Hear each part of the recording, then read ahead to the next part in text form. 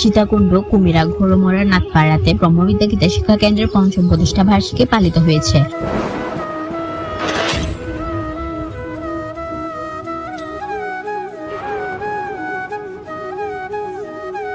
গত ৩১শে ডিসেম্বর রোজ মঙ্গলবার মধ্যম ঘোড়ামরা নাথপাড়া সর্বজন শ্রী শ্রী রক্ষাকালী ও দুর্গা মন্দির প্রাঙ্গণে সকাল ৫ ঘটিকায় মঙ্গল আরতির মধ্যে দিয়ে মাঙ্গলিক অনুষ্ঠানের শুভারম্ভ হয়।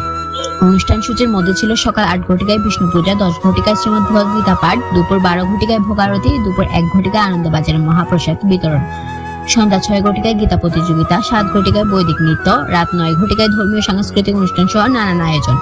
ও এতে গীতা পাঠক হিসেবে উপস্থিত ছিলেন বাংলাদেশ তথা উপমহাদেশের প্রখ্যাত গীতা সুধাকর শ্রী প্রদর্শন দেবনাথ।